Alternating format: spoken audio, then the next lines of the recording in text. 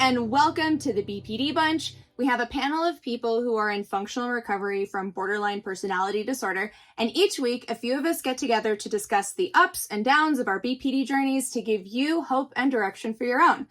I'm your host, Xannie, and today I am here with Lena, Raf, Darren, Céline, and Katja. Where in the world is everyone coming from today? Minas Gerais, Brazil. I'm coming from London in England. London, UK. In Melbourne, Australia. West Midlands, United Kingdom. New Mexico in the US. Today we are going to be talking about BPD and trauma. So to start us off, I want to just direct this over to you, Lena, as a therapist who works with people with BPD. How does trauma intersect with the development of borderline personality disorder? And could you elaborate on what the biosocial theory is and its relevance? So just to give a little background on myself to sort of couch this comment from a place of knowledge and expertise. So I'm not only a person with lived experience with BPD and trauma, I am a licensed therapist, and I have been trained intensively in dialectical behavior therapy and also prolonged exposure for PTSD. So trauma and BPD, there's a lot of gray area between is BPD trauma or vice versa. I personally, as a clinician who has worked with trauma for years, worked with BPD for years, has been someone who's dealt with BPD and trauma. I have never met someone with BPD, even if they say, oh, I didn't have a traumatic childhood or I've never experienced trauma. I've never met somebody who hasn't experienced trauma in their life. So the way we think about it from the biosocial theory, which is one of the sort of underlying theories of dialectical behavior therapy, is that those of us with BPD are born with a certain degree of emotional sensitivity that's like biologically based, right? Through my genetics or brain chemistry or whatever, am generally a person who's going to be more affected by things, right? I'm more sensitive to the environment around me. And those of us who have that oftentimes are born into families, into environments that don't support healthy development with that sort of biological temperament. And what happens is not only does the environment sort of influence the biology, but the biology influences the environment as well. So we don't think of it just as like back in the olden days of trauma therapy, it was nature or nurture, right? Are you born this way or does the environment make you this way?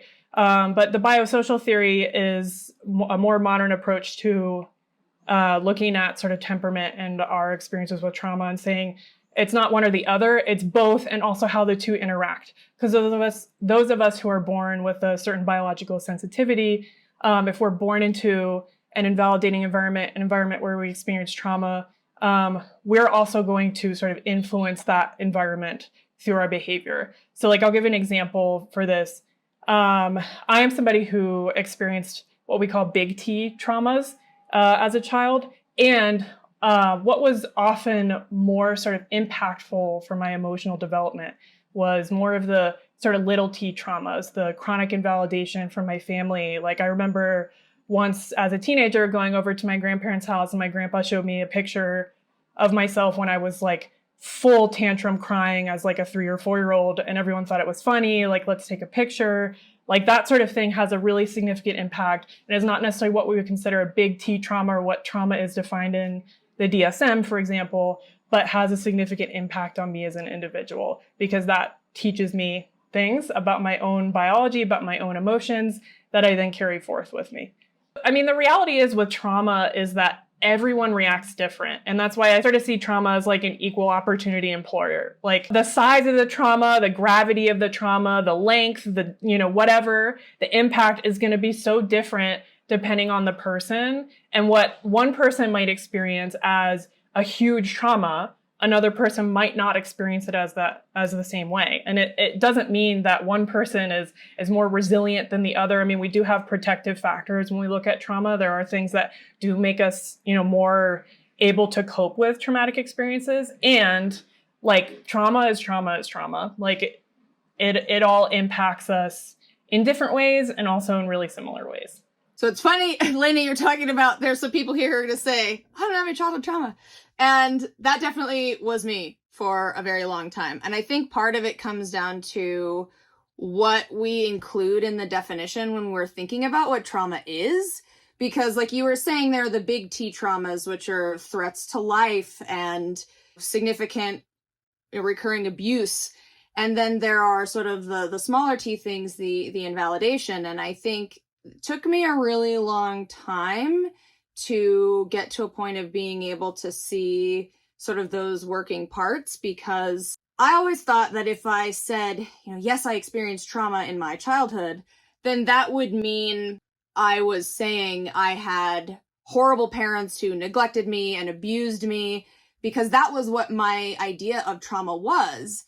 And I've always had a really great relationship with my parents. And I also had experience with therapists who had a very sort of old school view where the only way you could be like this was if you were horrifically abused. And I took that really personally. I was very defensive of my parents. Like, no, I never experienced any of this. Like, they did a really good job.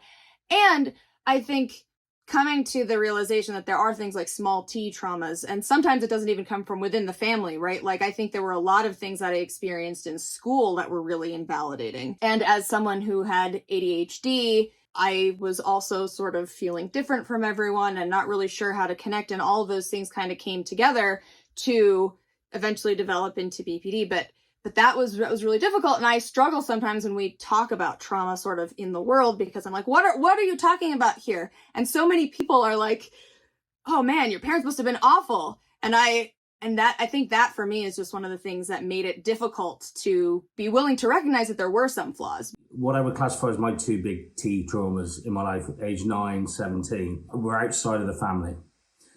But where family, and throughout all therapy sessions, every time I discuss this, it's my family were not involved. My family were not the cause. I'm very clear and categorical about that.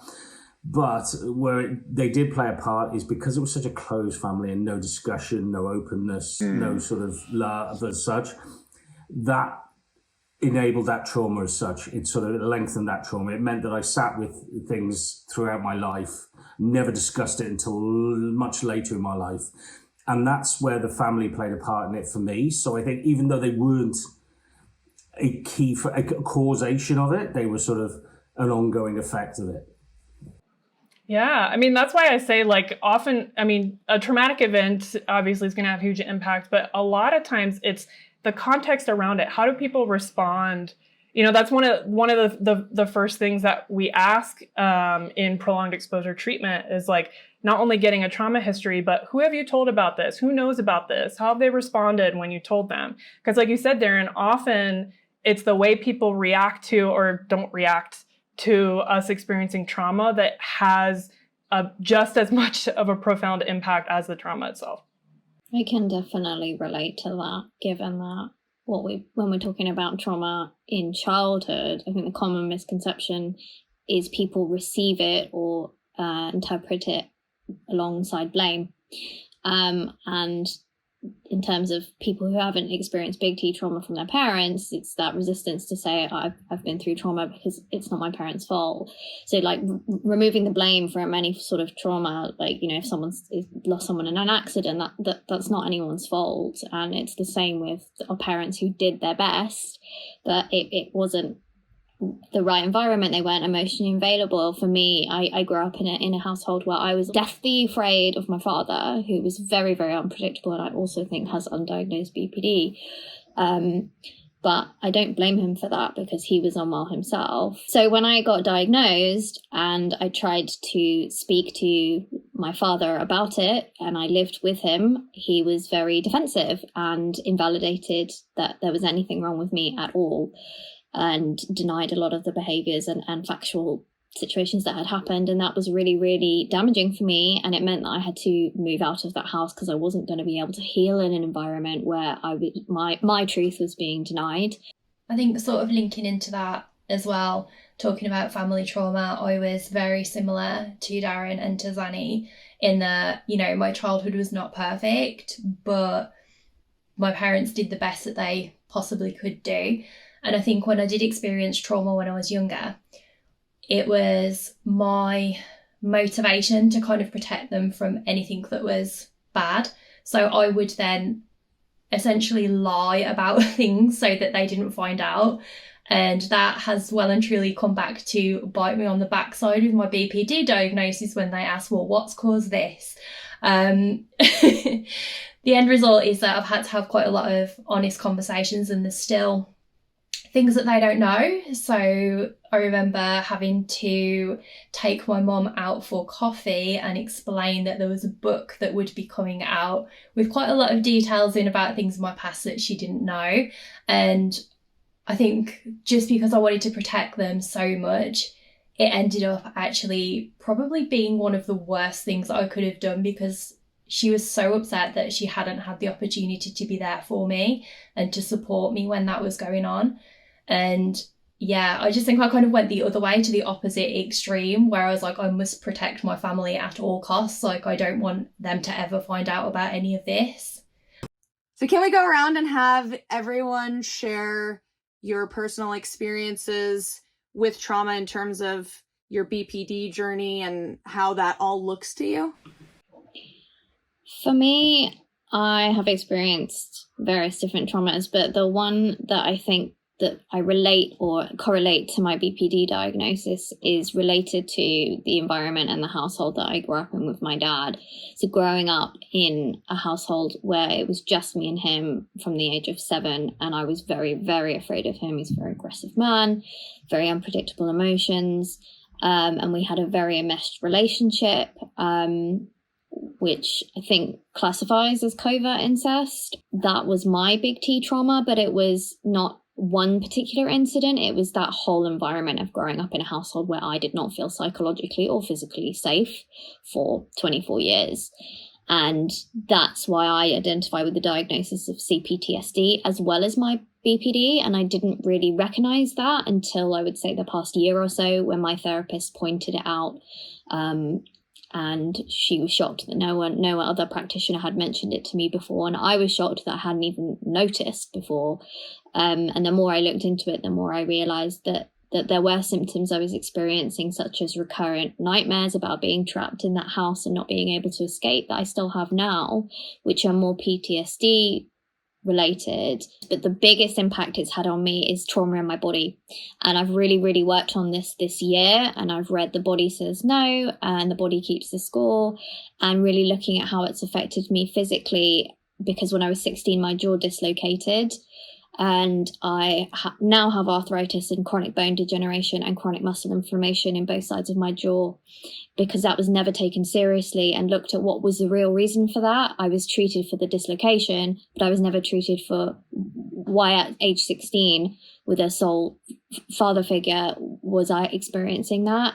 And I now I've had a further surgery, I have to have another one, and I may have to have a prosthetic jaw.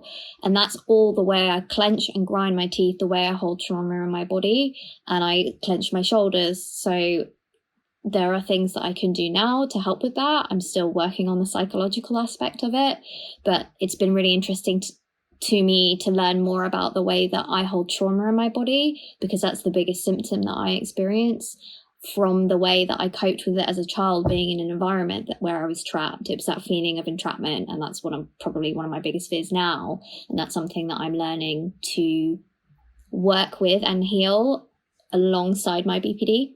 My experience with trauma growing up, I still remember like last year seeing a TikTok of just a kid like in his room. It was like a little skit, hearing the footsteps of one of his parents and him panicking and then closing things down and doing all that. And it being like, this is a trauma response. And I was like, oh no, that's just childhood. And then I was just like, oh, you're not supposed to be scared of like your parent.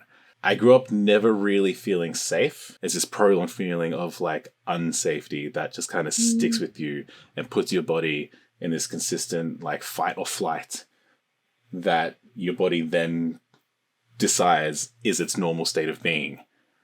And it's, I think, a tricky thing to kind of word to people or to be able to say to people, because you don't notice that feeling is that feeling until it's gone.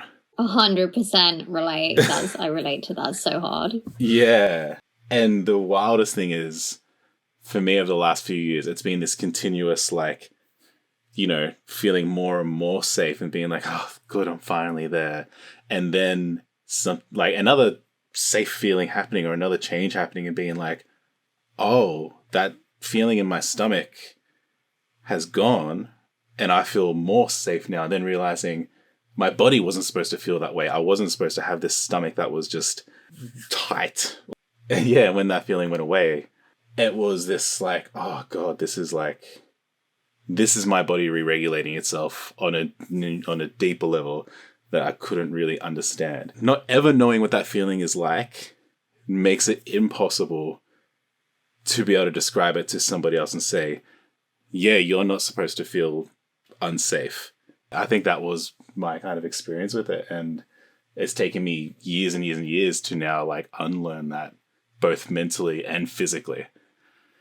But yeah, we get there. And I think for me, that's medication's played a big role in that, because it's basically been that like that assistance to that assisting hand to pull me up to be like, this is how safety can feel. And then I can kind of put other protective layers in position to be able to then keep that feeling for myself. And yeah, I really hope everybody kind of gets to feel that, because it's really nice. So, two big T traumas. First on age 9. I won't cover this one, but I think it's important just lay the groundwork. I was taken advantage of by a teacher. Never said a word at the age of 9 until I changed schools. I went to a high school in the second year. And on the first day, some girls came up to me and goes, oh, our friend fancies you. Will you go out with her? Like, after a day of badgering, I eventually gave in. And that became my girlfriend from the age of 12 until 18. She was the most important person in my life. Then, now, and ever will be. She was the person I told everything to. She was the only person I ever told about what happened in my younger life. And she was the first person I ever heard say the words, I love you, to me. She was the first person I ever heard say the words, I'm proud of you. First person, I believe in you. All of these things. And we were, sort of inseparable. My parents went away and I had an 18th birthday party. And at that party, we slept together. And the next day at school, she had to take morning after pill. And at the end of school, she came up and goes, you bastard, you better phone me at 6 o'clock to remind me to take the second one. And I was like, yeah. Of course, 6 o'clock came, I never called her. Walked in school the next day to be told that she'd been murdered at 6:05. And I lived with that knowledge my whole life. The most important person in my life being murdered. And I live with guilt for a number of reasons because of, the consequences, whatever. But also on the back of that, I was, even though he admitted to it and taken himself, handed himself in, I was taken in by the police and questioned. As a 17, 18-year-old lad. I wasn't allowed to phone my dad to come and sit with me or anything like that. I was done then. I was clearly in shock. And so I had to sort of deal with that from that day on to this, was sort of dealing with the trauma of sort of, I could have potentially stopped it. Dealing with trauma of the only person I ever got to know in my life and ever got to know me really up to that point was taken away. Being the head boy at the school, I had to sit at the front of the school when it was announced, the whole school, and I just collapsed in front of the whole school. These are things you don't really sort of that play on your mind a lot. And funnily enough, a week today is going to be 30 years to the exact day that it happened. And I'm meeting her mum for the first time for 30 years next weekend. And this is quite a topical subject for me at this point.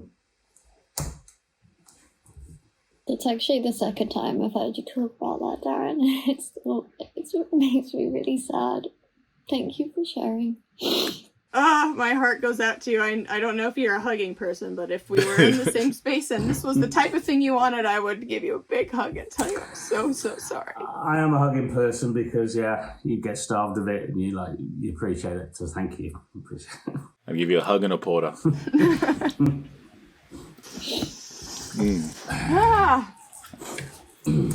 You okay, son?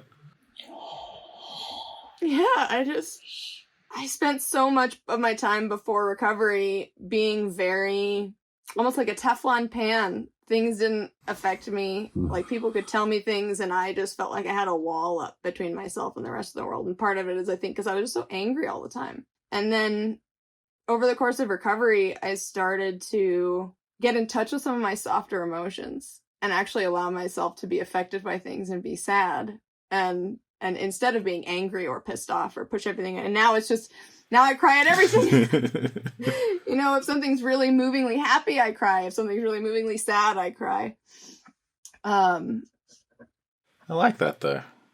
It's the best way to be. The alternative is horrible.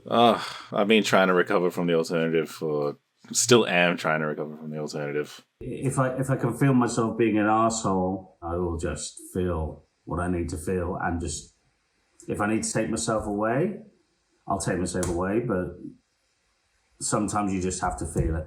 People don't understand, but it makes you a better person than what you could potentially be. I think the silver lining of all that is, like, that same vulnerability allows a sunset to make you cry, or, for the good things to feel really, really good. Yeah, so I find it really difficult to talk about trauma, and I think that probably relates to those feelings where I wanted to protect people from it, and it didn't really do me any favours because it took so long to get the BPD diagnosis, because I think in a lot of ways I downplayed certain aspects of what I've been through in the past, because to me they didn't seem like trauma. And then when I've gone back and discussed it with professionals, they've been like, that is absolutely trauma. And I remember the very first appointment that I ever had with Wellbeing Services, I went in and it was so emotionally exhausting for about an hour to just talk about all of these things that you had been through. And it was really invalidating at the end, because the wellbeing practitioner that I spoke to said, actually, it's completely normal to experience 5 or 6 really major traumas in life. And you know what? Like, you're doing amazing. You've solved all of your problems yourself. You don't need us. And then just discharge me. Which kind of put me off ever wanting to talk about it ever again, because for me to sit there and open up about some of these things was a really big deal, because I had just dismissed them before, and actually I was acknowledging the impact that it had had on me. And that was really hard, because I walked out of there thinking, actually, if she's telling me that there's nothing wrong with me medically or psychologically, then maybe there's just a problem with me as a person. And getting over that was really difficult. And I think that has really given me a lot of skepticism around dealing with people in the mental health field.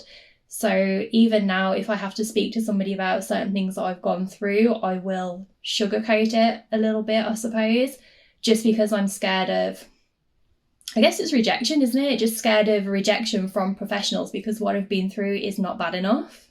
Everyone's trying to judge other people's trauma when it's actually the person who's suffering it who's the only one that actually knows the impact it's had on them. So if you've had a perfect life and everything's gone well, getting a flat tire on the motorway and being broken down or whatever can be the biggest trauma in your life, and it can have as much mental effect as possibly as what any of us have gone through, because everything's been perfect till that point. So I think it's wrong for anyone to judge what anyone else's level of trauma is. I think I felt more traumatized by the small T traumas I experienced than the big T traumas I experienced. Particularly because a lot of the big T traumas I experienced were after I already had been diagnosed with BPD, and definitely not my fault. And at the time, I was acting very impulsively, and I put myself in situations where I was actively ignoring warning signs, or sometimes even secretly hoping something bad would happen to me. And then it did, and I survived, and I was kind of like, well, that could have been worse. And yet, you know, somebody saying something invalidating to me about sharing my emotions, that's the thing that stuck in my head more than the big T trauma incidents. And that's not to say that those things didn't affect me, because they absolutely did, but it was, I think that there was an element of self-invalidation there. This like, oh, well, I was looking for something bad to happen to me, so therefore I don't deserve to have a reaction to this. So I think this is something that can come up a lot when we've experienced especially a significant history of trauma. Sometimes what can happen is sort of as a way we try to find to cope with it, but really it becomes sort of an experience of self-harm, as we might take excessive risks to the point where traumatic things can happen. And I want to be really clear that I never think that anybody is responsible for their own trauma, right? Just because you take excessive risks, or you're engaging in certain behaviors or putting yourself in certain situations never means that you are responsible for the trauma that happened to you. But I think it's important to note that for those of us, especially, like I said, with a significant trauma history, what can happen is we essentially kind of continue to traumatize ourselves as a form of self-harm. So I'll give an example. People who have experienced sexual abuse sometimes can have a really hard time saying the word no, or they might develop a sort of hypersexuality in response to their trauma.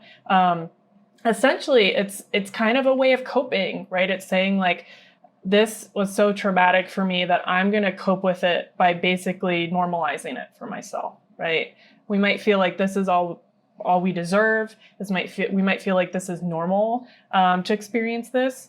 And I think through the process of trauma recovery, part of what makes it so painful is noticing the ways that maybe, like I said, we didn't cause our own trauma, but maybe we essentially harmed ourselves to cope with what happened to us. And for context, in this period of time, when I was hoping for something bad to happen to me, it was in a period where I was really depressed. It was after a really significant relationship ended, and I was extremely suicidal. And I was also sort of in treatment. And I thought I couldn't justify doing it to myself, because I knew then how upset everyone else would be. And so basically I was hoping somebody else would do it for me. So then it would be a tragedy and everyone could be so sad, you know, how sad it is that somebody else did this to you. You know, it wasn't something that I did, and I could be blameless basically for that. And so that was why I think it was when I survived the incidences, I was like, well, I'm still here, so I should be grateful that it wasn't worse. And that, I think that was... I know for me, before I kind of started working on everything, traumatic things that happened to me, I would be able to talk about them very easily. When, you know, I had my shield up, I'd be like, yeah, cool, like, yeah, this thing happened. The other person would be like, that's awful. And I'd be like, yeah, I guess it's pretty bad. And it wasn't until I let my guards down, approaching that then required the same amount of vulnerability, which meant it hurt more to talk about it. Living life around it was a lot easier, but then reapproaching it was harder. I think to what Xannie was saying, when you're going in expecting something traumatic, we're ready to get hurt, so we put our shields up so we're not going to get hurt. But when we're vulnerable, when we're just hanging out, doing our thing, and a little thing happens, it's going to hit a lot harder. It makes me think a lot about how people with BPD are so good at self-invalidation. I have so many clients who come to me and they're, you know, telling their story and making jokes about it, which I get it. It's a coping mechanism. I do it too. And it can be so profound to really like, it's a process really to really feel like what we experienced in that moment when our guards were up. Because those with BPD are really good at putting our walls up. But things still permeate, right? Nobody is ever really truly invulnerable to things, right? Even if I think I am, things are still going to affect me. And it's such, I think for people with BPD in particular and trauma recovery, we have this way of seeming really vulnerable without actually allowing ourselves to be vulnerable. Like for people with BPD, actually allowing ourselves to be vulnerable is so hard, especially when we've been told our whole life, oh, you're making such a big deal out of this. Why are you so sensitive? You know, all that invalidating stuff. It's a process. That's like the biggest part of trauma recovery for people with BPD in particular. They're like, maybe I'm making this up, or maybe I'm exaggerating, or maybe this wasn't that big of a deal. I think you're probably judging me and thinking like, I'm making a big deal out of this. It's not really traumatic. And I'm like, I'm definitely not thinking that. This is traumatic. If I take something like trauma with relationships, the trauma hasn't been what's caused the breakup of a relationship. It's the self-invalidation. It's thinking it's not important or it's not worth pointing out at the start of a relationship, something which has then become a significant issue during relationships. Because you don't think, if a start a relationship, you don't need to know that, because actually I'm really happy with you and I don't want to mess this up. And if I bring this up now, it's going to go completely screwy. And yet, you later on down the line, you're like, well, why the hell didn't you say this before? If I could have, if I had £1 or $1 for every time someone said that to me, I'd be a very rich guy. Yeah, I mean, I even as a trauma therapist, I've done that to myself. Like in my relationship with my partner now, there were things that came up when we went to couples counseling together that I had never talked to my partner about. And he was like, why didn't you say this? And because I had invalidated myself and thinking, oh, it's not that big of a deal, or it's going to be too much for him to know. And then it like came up later where he's like, I can't believe you never mentioned this, right? We're really scared of other people invalidating us further. And so we just do it ourselves. We just invalidate ourselves first. Thank you everyone so much for watching. I hope that you got a nugget of wisdom to take on your journey. I know that this was definitely an episode full of emotions, so take time and process whatever this episode brought up for you. This is a great opportunity to feel some feelings, and we will be back, of course, with another episode next week. We will see you then. Bye. Bye.